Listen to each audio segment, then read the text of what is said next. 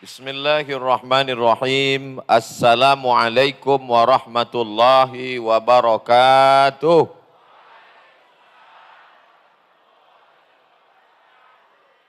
Apa kabar bapak-bapak, ibu-ibu semua? Sehat? Alhamdulillahi rabbil alamin. Wassalatu wassalamu ala ashrafil anbiya'i wal mursalin. Sayyidina wa maulana Muhammadin wa ala alihi wa sahbihi wa man tabi'ahu ila yaumiddin.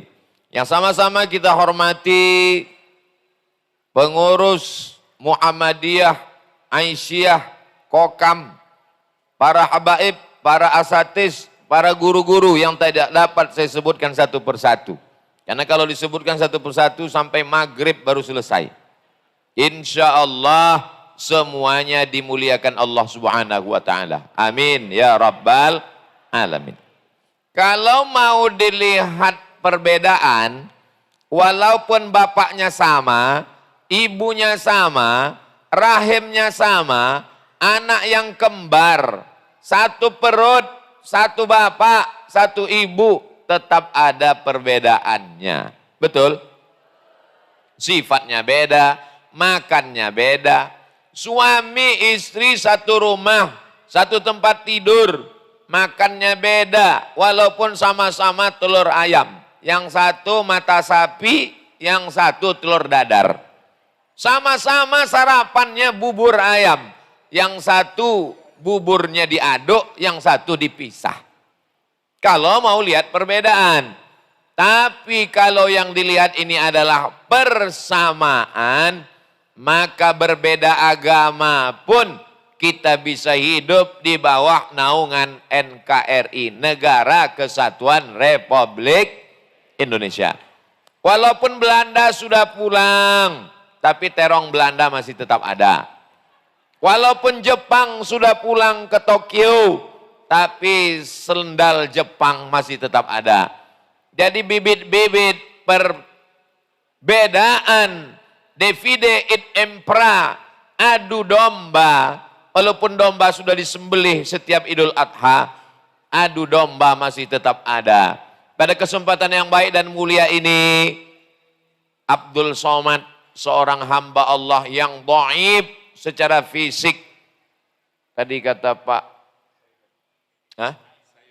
kata Pak Syaibani, sudah dijelaskan ini Ustaz Abdul Somad berkeliling sampai kurus katanya.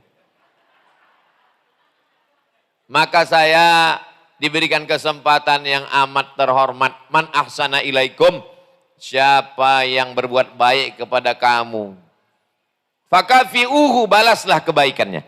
Saya hanya bisa membalas dengan doa. Fa illam tajidu, kalau kamu tidak sanggup membalasnya, fad'u lahu, doakan.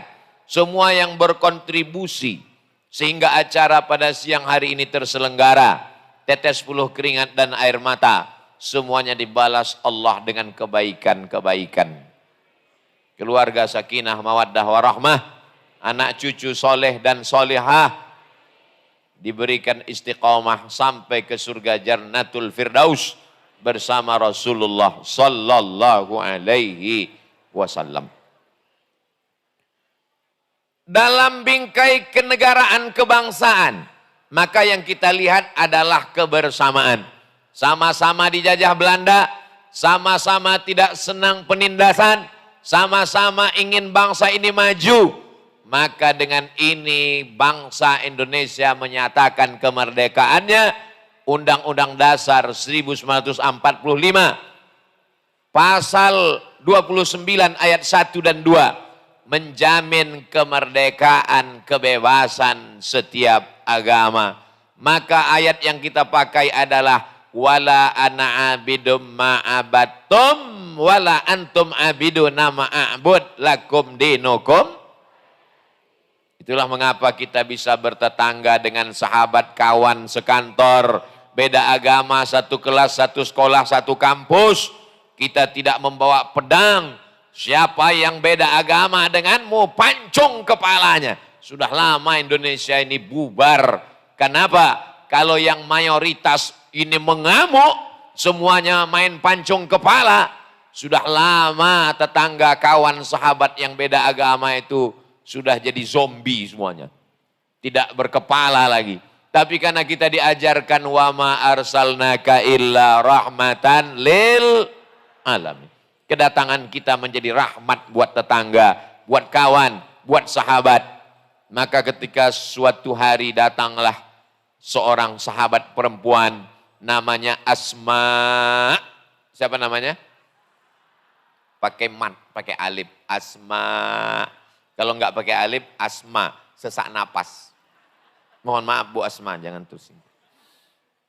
Ya Rasulullah, wahai kanjeng Nabi Muhammad sallallahu alaihi wasallam, ummi qadimat, ibu saya datang, wahiyya raghibatun, dia sangat ingin jumpa dengan saya, rindu dengan saya, tapi dia enggak Islam. Dia tinggal di Makkah. Saya sudah Islam, pindah ke Madinah, hijrah.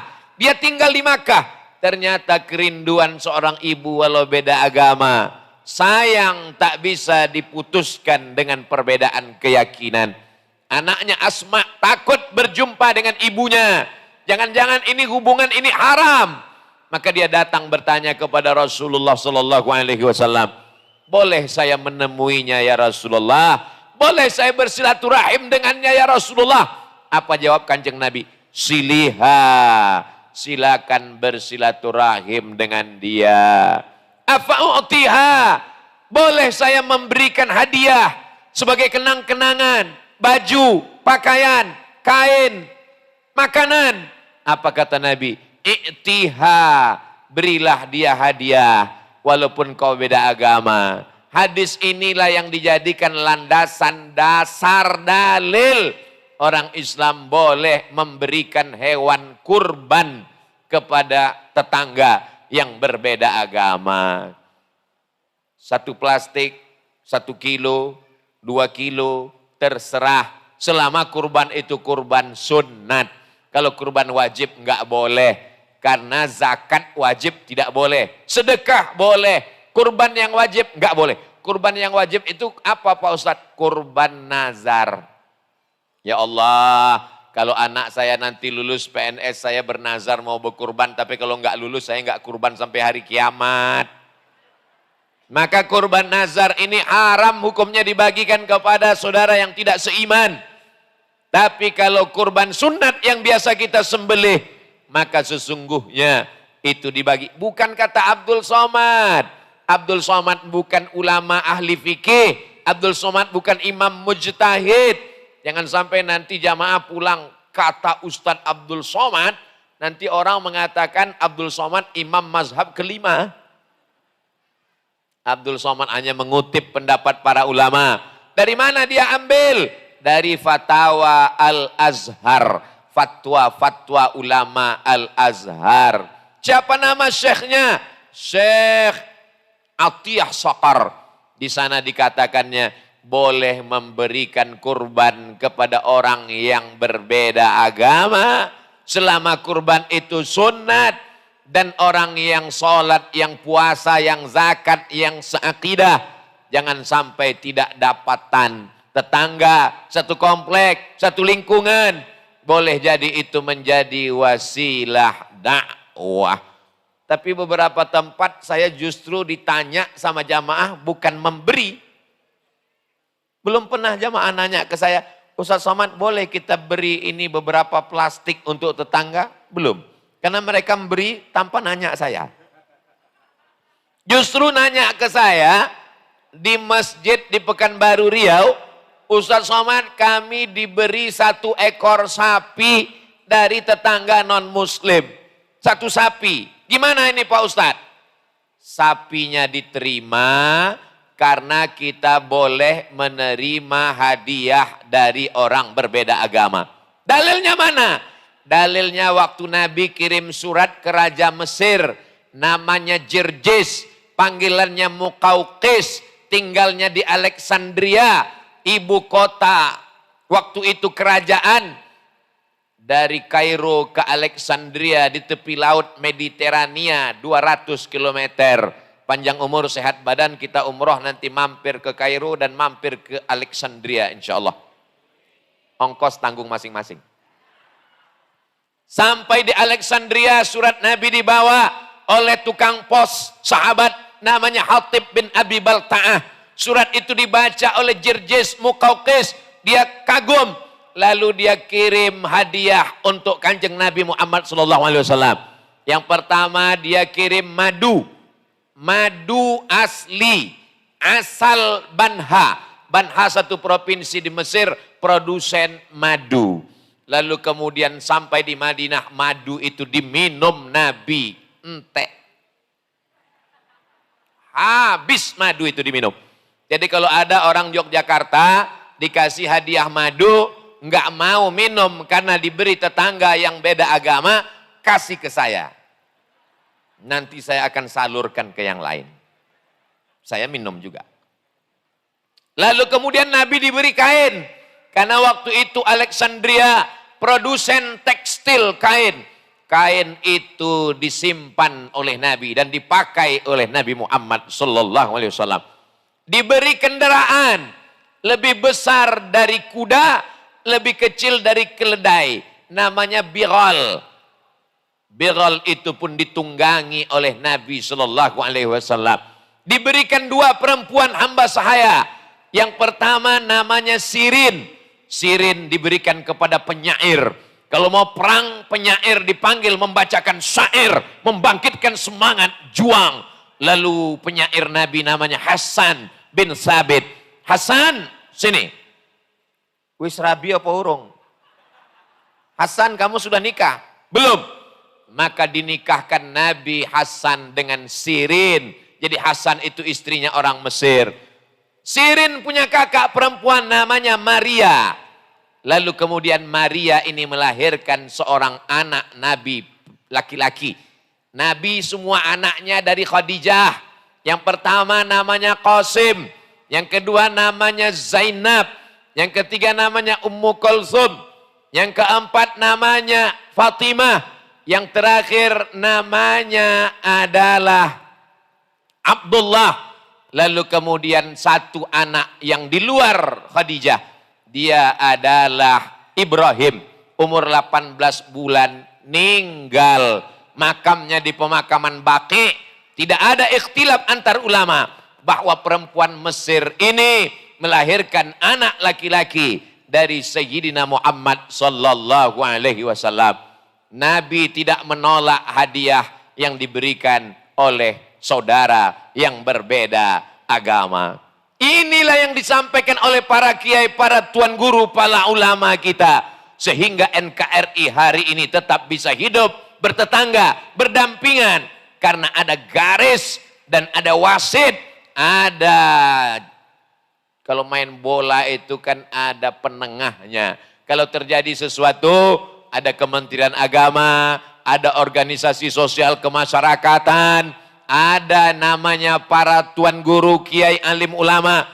Mudah-mudahan Indonesia tetap terjaga sampai hari kiamat. Insya Allah. Amin ya Rabbal. Ini perbedaan beda agama. Sebelum masuk ke dalam satu agama, kita bahas dulu perbedaan yang paling besar, yang paling mendasar. Kita sampai hari ini tetap meyakini siapapun yang bertuhan di negeri ini dijamin. Karena sila yang pertama adalah ketuhanan yang Maha Esa. Qul huwallahu ahad.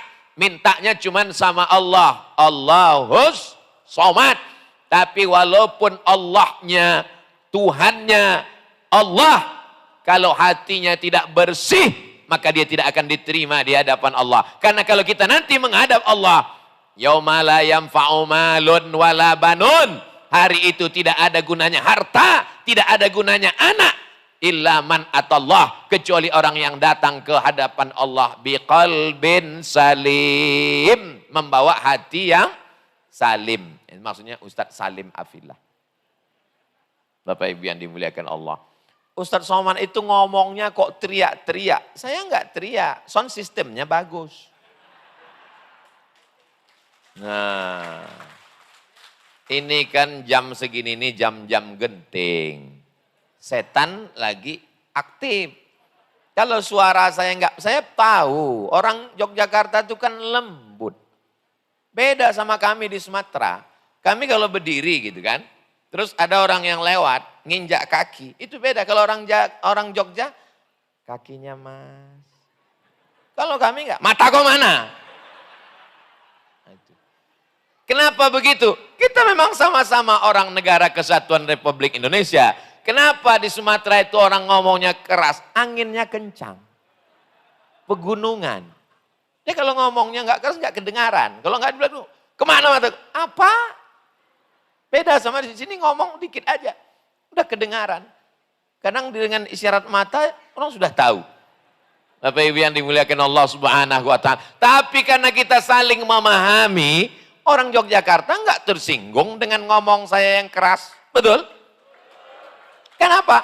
Karena mereka tahu yang keras itu cuma suaranya. Hatinya lebih lembut daripada sutra. Kalau orang Yogyakarta nggak senang dengan tausiah Abdul Somad, nggak mungkin orang datang seramai ini. Betul?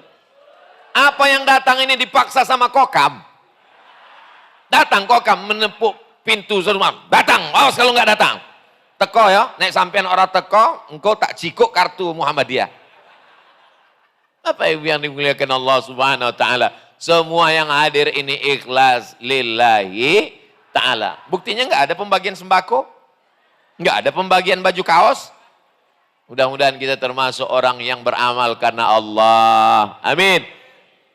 Ini kerangka utama. Kalau orang nanya, bingung dia, Afrika itu daratan semuanya. Afrika itu bukan pulau. Pulaunya cuma satu kecil jadi negara. Jenengnya apa? Madagaskar. Afrika itu satu negara, satu pulau, satu benua yang besar. Lalu kemudian, saya kalau air datang tuh konsen saya kok bisa hilang ya. Satu benua Afrika, negaranya sampai lebih 50 negara. Bayangkan itu. Lalu kemudian bagaimana dengan Eropa? Eropa itu negara kecil-kecil. Ada Inggris, ada Belanda, ada Spanyol, ada Norwegia, ada Jerman, ada Prancis. Kecil-kecil negara. Padahal satu daratan, satu bumi. Penduduknya juga nggak begitu banyak. Ada yang 5 juta, ada yang 10 juta. Makanya mereka heran. Kok bisa dari Sabang sampai Papua naik pesawat 8 jam. Dari Sabang, Aceh, sampai ke Papua 8 jam. Dari Pekanbaru ke Jeddah cuma 9 jam. Jadi luas kita ini adalah sama seperti perjalanan ke kota Makkah Al-Mukarramah. Dan bisa diikat menjadi satu negara. Ribuan pulau bisa jadi satu negara. Kekuatannya itu ada pada Islam. Allahu Akbar. Kalau umat Islam ini diobok-obok, umat Islam ini dipecah belah, pikirannya dirusak, negara ini tinggal kenangan semata. Maka kita yang cinta negara, kita amalkan Islam, kita ajarkan Islam, kita besarkan santri-santri pondok pesantren. Itulah cara untuk menjaga negeri ini tetap ada. Jangan hanya sampai kenangan semata. Ingat Uni Soviet. Uni Soviet itu negeri yang besar. Tapi kemudian apa yang terjadi? Datang pada masa Gorbachev. Jatuh Gorbachev, naik Boris Yeltsin. Hancur berkeping. Tinggal Vladimir Putin, berubah negerinya, tidak lagi Uni Soviet, sekarang namanya Rusia, tinggal negeri yang kecil saja. Tapi kita insya Allah beraneka macam-macam bahasa, beraneka suku dan agama. Maka semboyan slogan kita, Bhinneka Tunggal Ika. Ini yang menjaga keutuhan, menyiraminya, memupuknya, menjaganya. Jangan sampai dimakan wereng, pucuknya dimakan ulat, batangnya keropos, daunnya kering.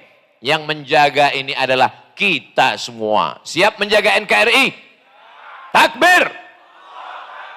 Allahumma salli ala Sayyidina Muhammad wa ala ali Sayyidina Muhammad. Selesai bab pertama, menjaga antar umat beragama. Supaya jangan sampai outside, supaya jangan sampai keluar, supaya jangan sampai handball, ada wasit yang mengaturnya. Sekarang antar kita sesama muslim.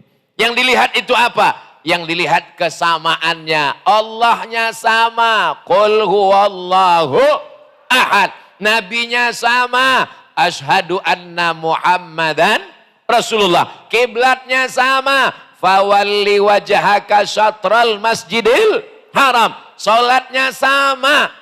Subuh, zuhur, asar, maghrib, isya, Jumat. Maka ketika kita sama, perbedaan-perbedaan itu hanya pada furu' saja. Hanya pada cabang-cabangnya saja. Batang kayunya sama. Nata'amal fi mattafaqna wa nata'adzar fi makhtalafna. Pada perkara yang kita sepakati, mari kita beramal sama-sama.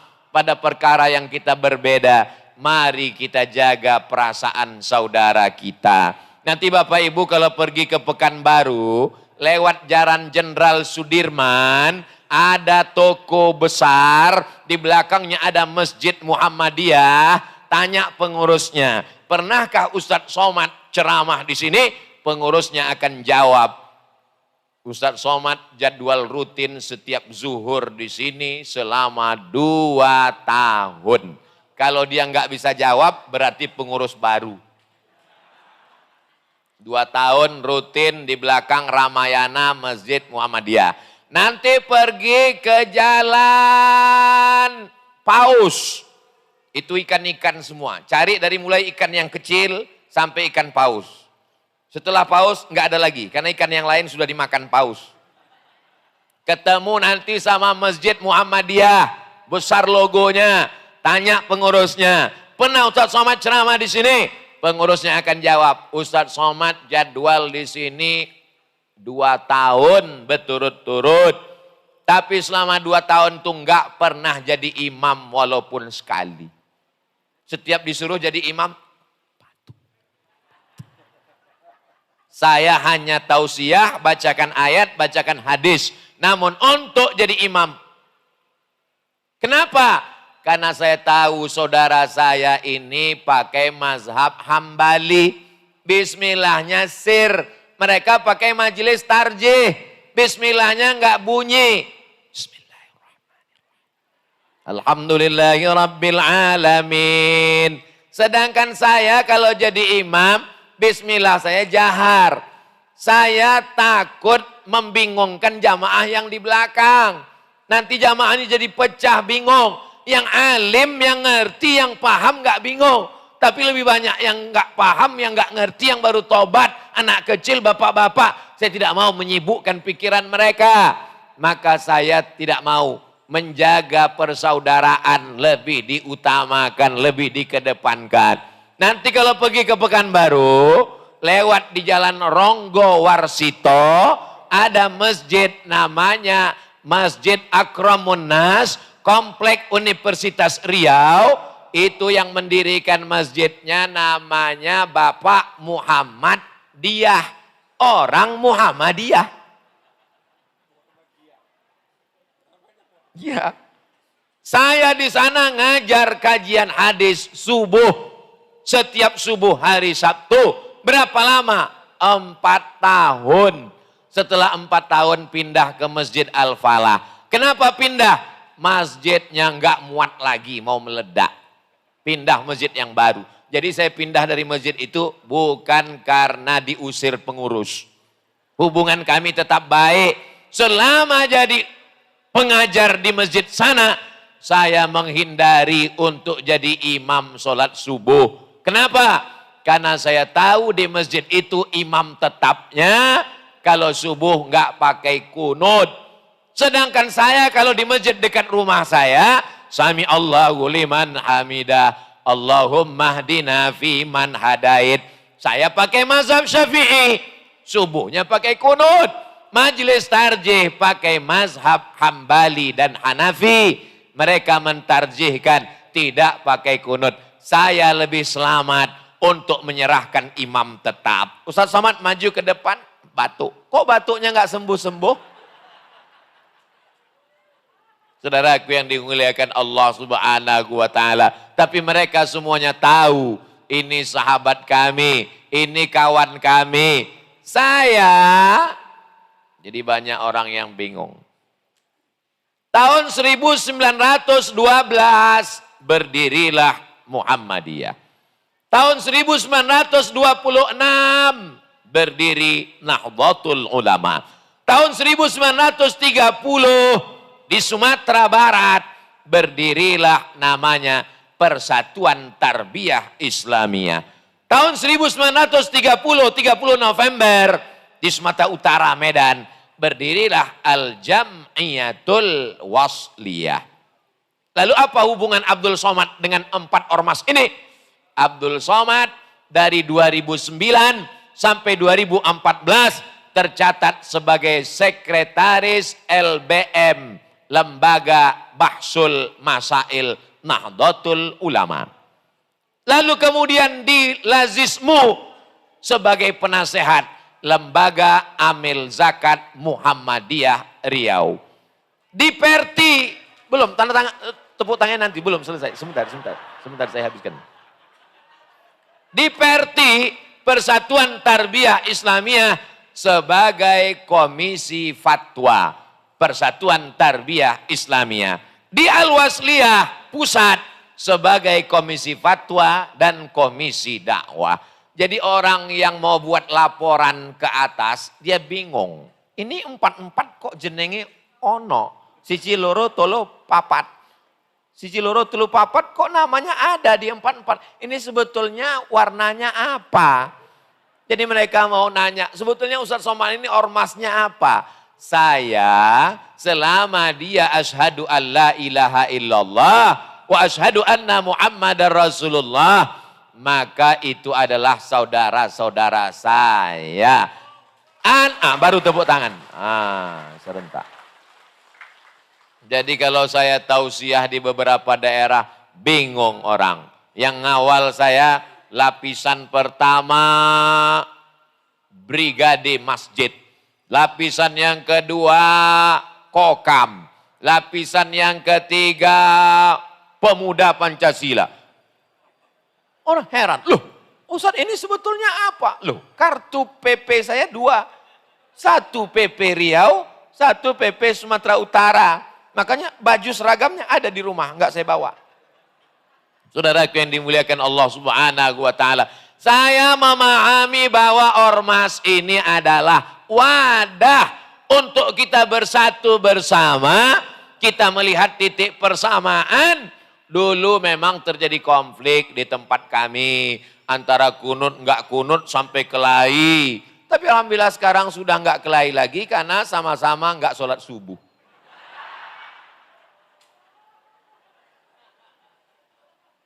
Lalu kemudian yang kita bawa umat ini kan memakmurkan masjid.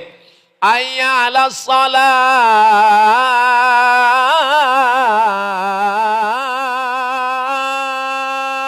Enggak pakai kunut.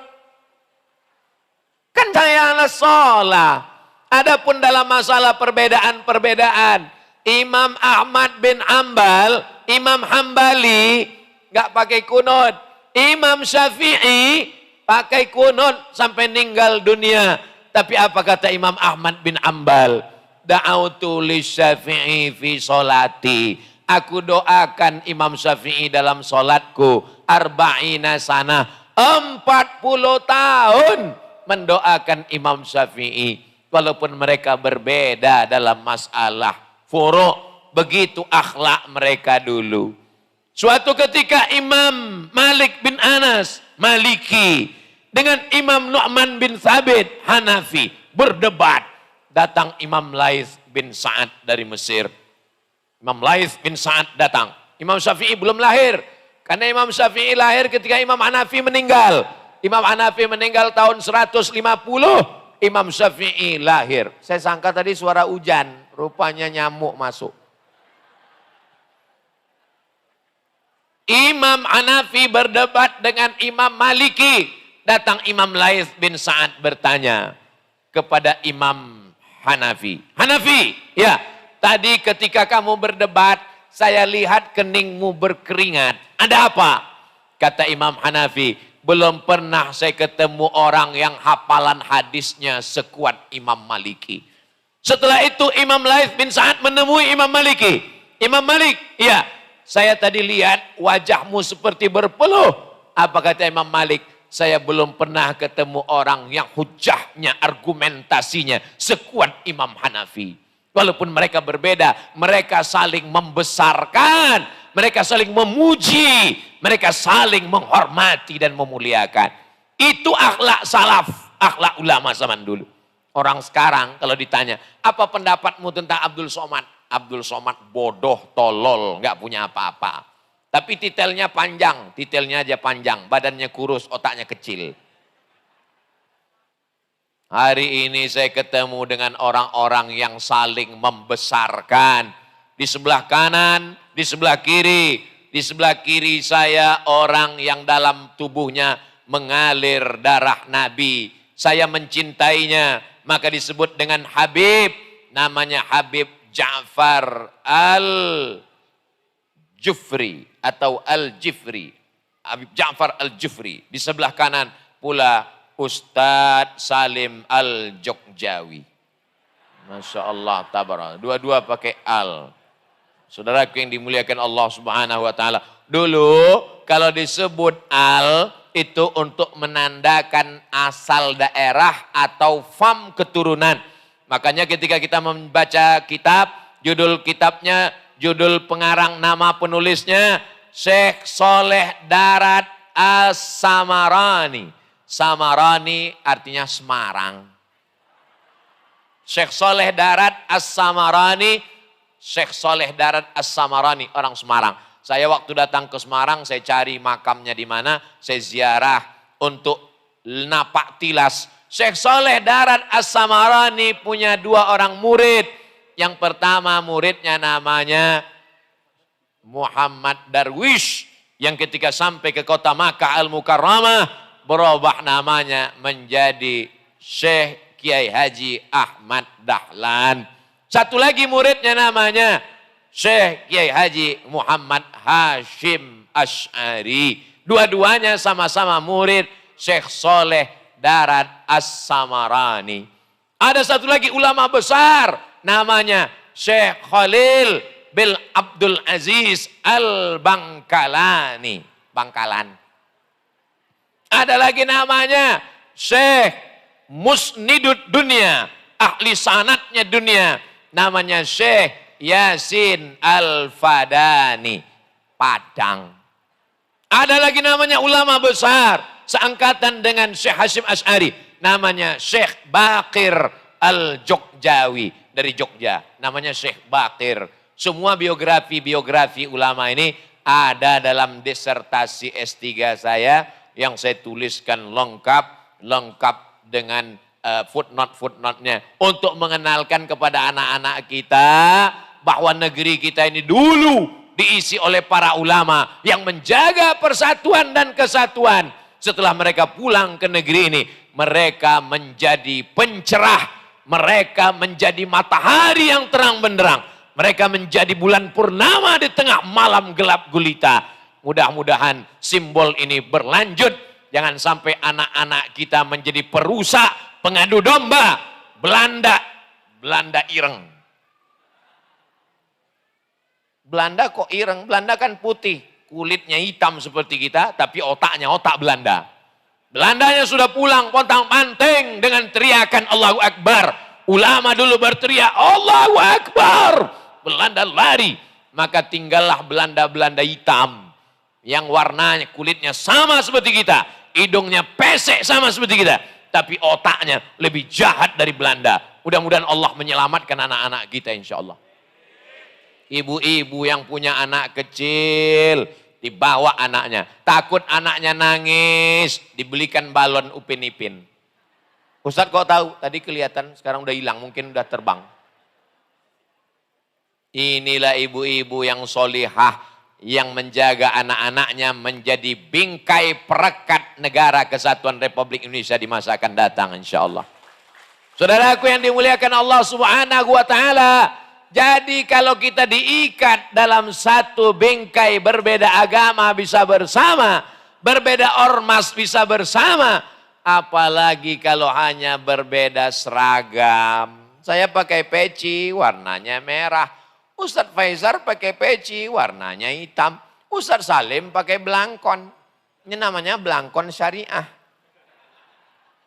Lalu kemudian Habib Ja'far pakai peci warna putih. Kita semua dengan, ada yang enggak pakai tutup kepala, enggak masalah. Kita tidak pernah permasalahkan. Karena menutup kepala tidak wajib, bukan rukun, bukan syarat, hanya sunat. Ada pakai sarung, mereka dua pakai sarung, walaupun tetap pakai celana panjang. Saya pakai celana panjang, tadi subuh saya pakai sarung. Ada yang pakai jubah, tidak masalah, selama menutup aurat. Kalau yang pakai celana dengan pakai sarung kelahi, yang ketawa yang enggak pakai celana. Menertawakan kami kelahi. Ibu ada yang pakai jilbab pendek, ada yang pakai jilbab panjang, ada yang pakai cadar. Dulu ada yang ngejek cadar, cadar. Dikirim Allah COVID, laki-laki pun bercadar. Akhirnya 2 tahun kita bercadar. Ibu pakai jilbab pendek, menutup aurat. Ibu yang jilbab panjang, menutup aurat. Ibu yang pakai cadar, dia mengamalkan sunnah Rasulullah Sallallahu Alaihi Wasallam. Suatu ketika Buya Hamka lagi ngisi pengajian di Bandung. Ada seorang perempuan pakai jilbab, tapi rambut depannya kelihatan. Namanya jilbab pasrah tapi tak rela. Dia pasrah untuk pakai jilbab, tapi yang depan ini masih belum rela. Kukunya masih pakai kutek. Setelah ngaji dia datang ke Buya Hamka. Buya, ya saya belum bisa pakai jilbab nutup semua. Dan kuku saya masih pakai kutek. Kata Buya Hamka, ya enggak apa-apa. Nanti kalau imanmu menebal, kutekmu menipis. Halus tapi mengena. Nanti kalau imanmu menebal, kutekmu menipis. Kalau imanmu memanjang, kukumu memendek. Jilbabmu akan sepanjang imanmu, kau akan menjadi yang sempurna. Karena dakwah ini ngajak, bukan ngejek. Dakwah ini merangkul, bukan memukul. Kalaulah Nabi dulu berdakwah hanya dengan mengusir, menghalau. Kita masih ingat bagaimana hadis seorang Arab Badui masuk ke dalam masjid kencing. Kencing itu ngising ya. Tipis. Lalu kemudian datang sahabat mau memancung kepalanya. Saya pancung kepalanya ya Rasulullah. Kata Nabi, da'hu wa sya'nahu. Biarkan dia menyelesaikan urusannya. Setelah urusannya selesai, Nabi minta dibawakan air 1 timba. Waktu itu Masjid Nabawi masih pasir, disiram saja bekas air kencingnya itu, sehingga air najis di atas turun ke bawah, selesai. Bayangkan kalau Nabi waktu itu mengatakan, ya Rasulullah ada orang kencing, selesaikan dalam waktu yang sesingkat-singkatnya. Udu ila sabili rabbik, ajaklah orang ke jalan Allah bil hikmah, dengan kata-kata hikmah, wal mau'izatil hasanah, suri tauladan yang baik, wajadilhum, kalau perlu berdebat, debatlah, billati hiya ahsan, berdebat dengan cara yang santun. Suatu hari sekitar tahun 2017, saya sedang duduk-duduk di Pekanbaru, masuklah SMS. Masih pakai SMS lagi. Masuk SMS.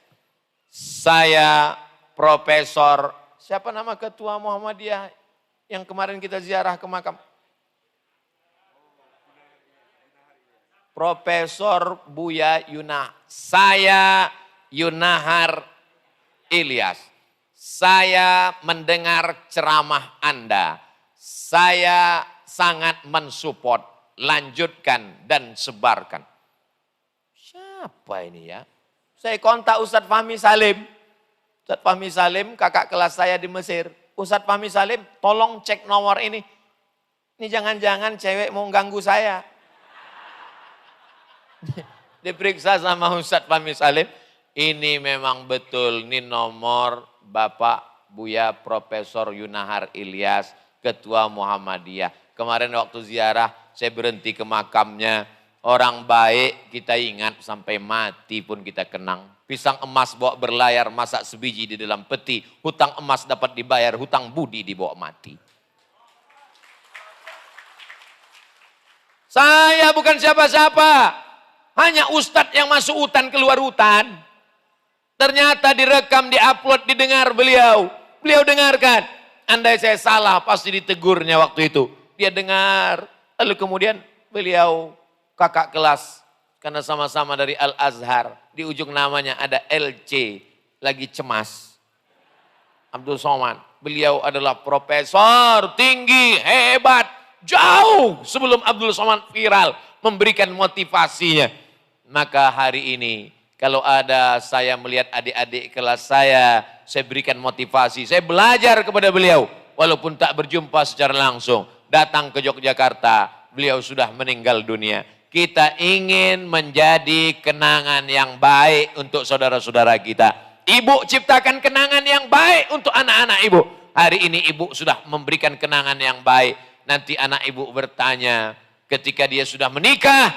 Dia punya istri. Istrinya nanya, mas. Ya, sampean waktu cilik dulu pernah dibawa ibu ke masjid? Enggak pernah. Siapa yang ceramah waktu itu? Ustadz Abdul Somad, LCMA, dan seterusnya. Apa acaranya waktu itu? Acaranya adalah ulang tahun Kokam yang ke-57, tanggal 5 Rabiul Awal 1444 Hijrah, Sabtu 1 Oktober 2022. Kita sudah meninggalkan kenangan yang baik untuk mereka. Karena nanti anak-anak ini juga akan ditanya oleh anaknya. Bapak dulu pernah dibawa ke masjid? Enggak. Saya ke masjid cuma sekali. Kapan? Waktu kakekmu meninggal. Hari ini kita sudah menciptakan kenangan yang baik. Kebersamaan kita pada hari yang penuh kebaikan ini. Mudah-mudahan membuat kita bersama nanti dengan Rasulullah Sallallahu Alaihi Wasallam. La tanaza'u, jangan kelahi. Fatabshalu, nanti kamu gagal. Wa tadhhabari hukum. Kalau kamu sudah gagal, kamu akan kehilangan semangat. Tidak ada lagi semangat untuk bersama. Melihat orang seperti Tom and Jerry. Masjidnya satu, imamnya satu, kiblatnya satu. Tapi hatinya tercerai-berai, bak kaca jatuh ke batu. Kalau galah patah masih bisa disambung. Kalau kaca retak masih bisa direkat. Tapi kalau sudah hati hancur berkeping, kemana obat akan dicari. Jaga hati. Karena hati ini kalau sudah rusak, oh na'udzubillah. Alhamdulillah saya dengan Ustadz Salim, saya dengan Ustadz Faizar, saya dengan Ustadz Lukman, saya dengan Habib Ja'far. Sampai hari ini belum pernah saya tersinggung oleh kata-kata mereka. Belum pernah kata-kata mereka kasar menyinggung perasaan saya. Andai kasar ucapan Ustadz Salim, atau cakap saya, kata-kata saya menyinggung hati Ustadz Salim. Sudah lama kami berpisah. Mungkin untuk like and dislike. Untuk komen dan komen pun sudah mulai malas. Tapi akhirnya kita bisa bersama. Allahumma ja'alna minal mutahabbina bijalalik. Jadikan kami semua bersaudara karena Engkau ya Allah. Bersaudara karena harta akan binasa. Enak berteman itu kan karena sama-sama kaya. Betul? Tuh yang kaya ngaku. Kaya dia, kaya kita. Enak. Dia mobilnya mewah, kita mobilnya mewah. Enak. Dia pakai mobil mahal, mewah.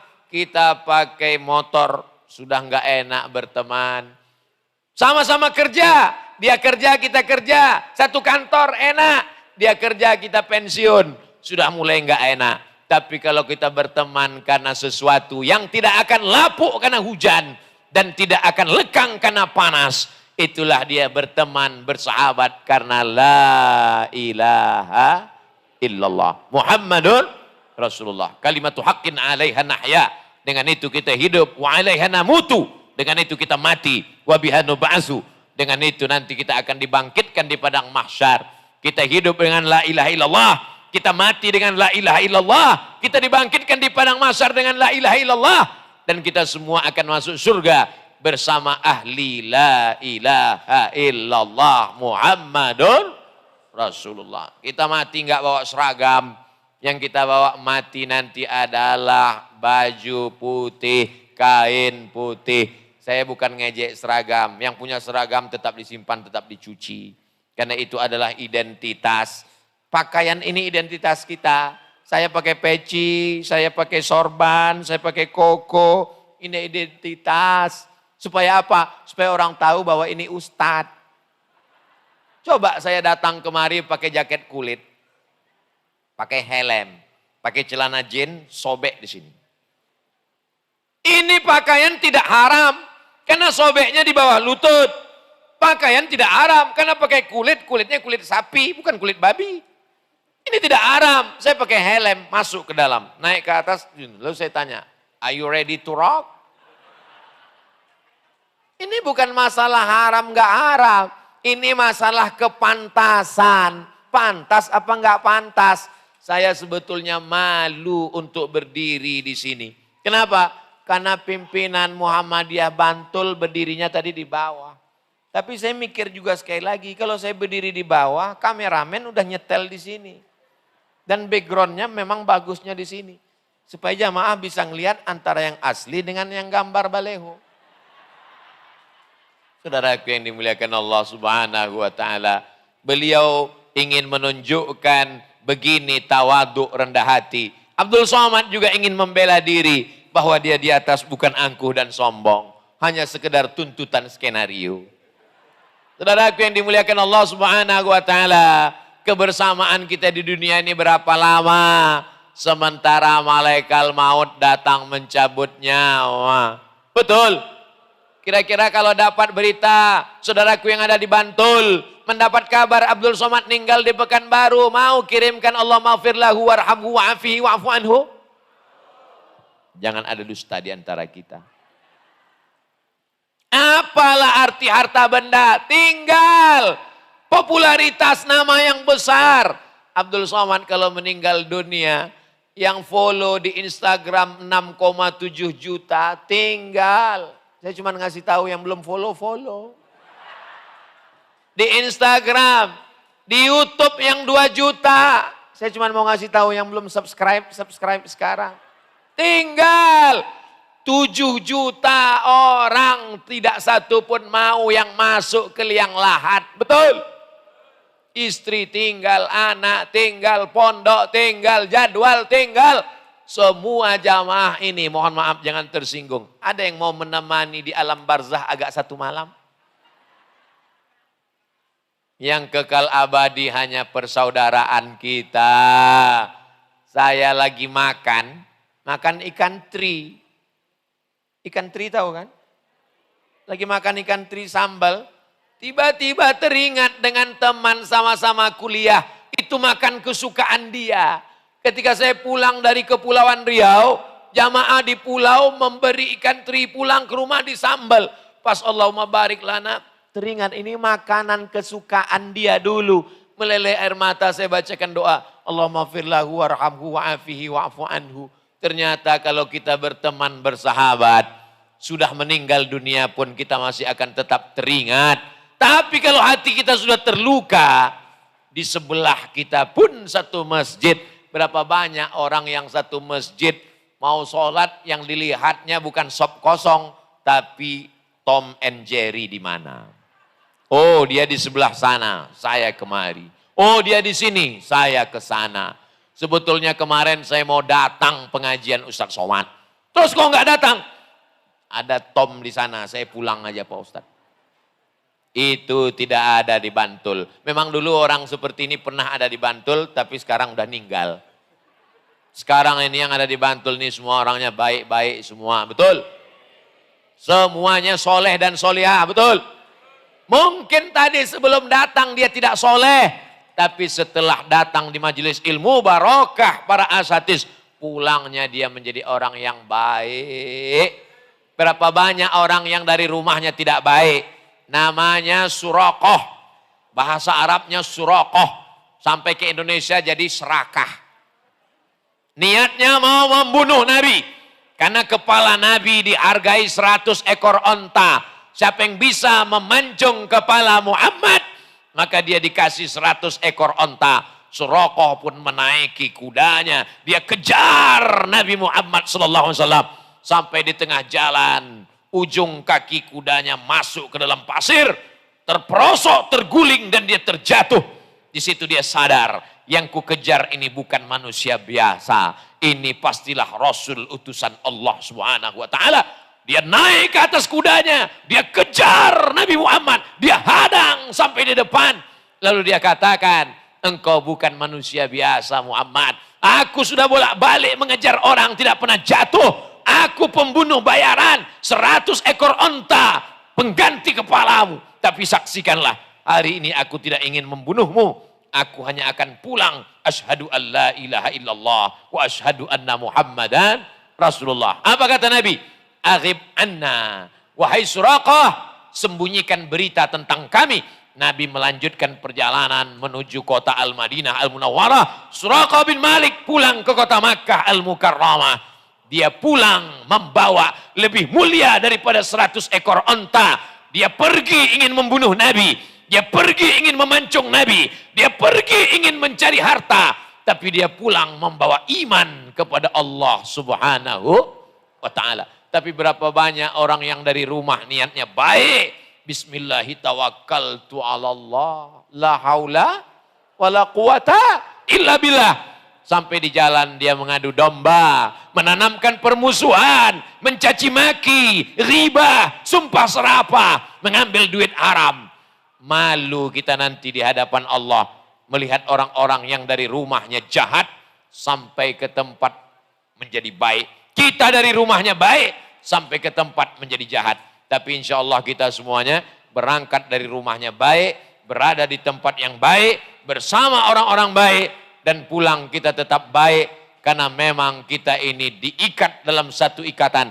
Kedatangan Ustaz Abdul Somad dalam sebuah program Ojo Leren Dadi Wong Apik. Insya Allah sing teko iki apik kabeh. Bapak Ibu yang dimuliakan Allah Subhanahu wa taala. Ustaz Somad ini umurnya berapa? Saya lahir 1977. Insya Allah meninggal 2040. Kalau ngikut Nabi Muhammad SAW 63 tahun. Tapi setelah COVID-19 kemarin, cara berpikir saya berubah. Dulu saya mikir mungkin aku nanti matinya tahun 2040. Sekarang 2022 ya 18 tahun lagi lah. Tapi setelah COVID kemarin berpikir saya berubah. Karena anak SD ninggal, SMP ninggal, SMA ninggal. Saya tahu umur saya tak sampai 2040. Nanti malam pun bisa mati. Kalau aku mati nanti malam, berarti aku berhenti buat dosa besok pagi. Andai aku hidup besok pagi, berarti aku masih bisa buat amal soleh ke Merapi Merbabu dibawa oleh Ustadz Salim Afillah. Andai mati saya mati nanti malam, pahalanya sudah dapat. Innamal a'malu binniyat. Pikir apik, ngomong apik, amal apik, insya Allah untuk sing apik-apik. Dapatnya yang baik-baik, seandainya yang dapat tidak baik, ujian dari Allah. Andai dapat yang baik, rahmat dari Allah. Semuanya ujian. Diberikan harta, ujian. Lulus dengan zakat, wakaf, infak dan sedekah. Diberikan kekurangan harta, ujian. Lulus dengan kesabaran. Orang yang bersyukur, la in syakartum la azidannakum. Orang yang bersabar, innama yuwaffas sabiruna ajrahum bighairi hisab. Sesungguhnya orang-orang yang sabar, dia mendapatkan balasan bighairi hisab. Kalau bahasa kampung saya, unlimited edition. Tidak bisa dihitung dengan kalkulator manusia. Sesuai dengan tema kita, menjalin ukhuwah, merawat NKRI, Negara Kesatuan Republik Indonesia. Kebangsaan berbeda agama sudah, di dalam sama-sama agama Islam sudah. Pembahasan yang terakhir adalah bagaimana menjaga yang bukan manusia. Manusia beda agama, sudah kita bahas. Manusia satu agama, sudah kita bahas. Sekarang dia bukan manusia, tapi kita disuruh menjaganya. Seorang perempuan, wanita tunasusila, pekerjaannya kotor, zina. Seekor anjing, binatang yang kotor, najis mughallazah, sepatu kotor, tempat tapak kaki. Tiga-tiganya tidak ada yang baik. Sepatunya kotor, perempuannya kotor, anjingnya kotor. Tapi karena dia baik, dia berikan minuman dengan sepatunya, maka Allah mengampunkan dosa-dosanya. Tapi jangan gara-gara ini semuanya pulang beli anjing. Karena ini ceritanya tentang Bani Israel zaman dulu. Waktu itu belum dilarang memelihara anjing. Adapun di zaman sekarang, syariat Nabi Muhammad SAW, kalau bukan menjaga kebun, bukan menjaga rumah, bukan pula untuk berburu. Siapa saja yang memelihara anjing satu hari pahalanya dikurangi sebesar bukit Uhud. Sementara amalnya sebesar bisul. Jadi setiap hari amalnya min, kurang. Malaikat tidak masuk. Makanya malaikat Jibril lama tidak datang membawa wahyu. Gara-gara ada bangkai anak anjing di bawah tempat tidur. Sampai akhirnya datang Khawlah mengambil dengan batang sapu. Setelah itu barulah datang malaikat Jibril alaihissalam. Turunlah ayat, Nabi pun bertakbir. Allahu Akbar. Wadduha wal laili idha saja. Ma wadda'aka rabbuka wa ma qala. Allah tidak meninggalkanmu. Allah tidak membiarkanmu. Jibril, kenapa kamu lama tidak datang? Kata Jibril, ada bangkai anak anjing. Bangkai anak anjing saja menyebabkan malaikat rahmat tidak datang. Apalagi anjing herder sehat-sehat 10 ekor. Anjingnya pakai sampo, dia enggak mandi-mandi. Bagaimana rahmat Allah turun? Jadi Pak Ustadz, malaikat enggak masuk ke rumah kita. Yang enggak masuk itu malaikat rahmat. Malaikat maut masuk. Saudaraku yang dimuliakan Allah Subhanahu wa taala. Ada seekor kucing yang tidak makan, kasih makan. Ada orang yang mau motong, menyiksa binatang, kasih tahu dia, jangan siksa binatang. Ada seorang sahabat mengambil api, membakar sarang semut. Dia senang melihat semut lari pontang-panting. Apa kata Nabi? Apa kata Nabi SAW? La yu'adzibu bin nar illa rabbun nar. Tidak boleh membunuh kecuali pemilik api. Tidak boleh menyiksa dengan api kecuali pemilik api. Siapa pemilik api? Allah Subhanahu wa ta'ala. Ada seorang menarik kambing. Kambing dia tarik. Dia jatuhkan ke tanah. Dia injak. Dia asah pisaunya. Nabi marah. Aturidu antumitaha mautatin. Apakah kamu mau menyiksa, mematikan binatang ini berkali-kali? Tidak boleh mengasah mata pisau di depan mata kambing. Makanya kambing itu kemarin saya lihat ditutupi matanya dengan telinga kambing yang panjang. Ditutupi matanya. Kenapa? Tidak boleh menteror kambing. Menteror kambing aja nggak boleh, apalagi menteror ustadz. Saudaraku yang dimuliakan Allah Subhanahu wa ta'ala. Kita jaga kebaikan-kebaikan ini. Kita ajarkan kepada anak-anak kita. Insya Allah apa yang kita cita-citakan. Kebersamaan kita. Keutuhan negara kita akan berlanjut. Kita wariskan ke anak cucu kita. Sampai Allah mematikan kita semua dalam keadaan husnul khatimah. Itulah yang dapat disampaikan Al-Fakir Abdul Somad pada kesempatan yang baik dan mulia ini. Terima kasih segala perhatian. Mohon maaf atas segala kesilapan dan kekhilafan. Aqulu qawli hadza astaghfirullah li wa lakum. Wassalamualaikum warahmatullahi wabarakatuh.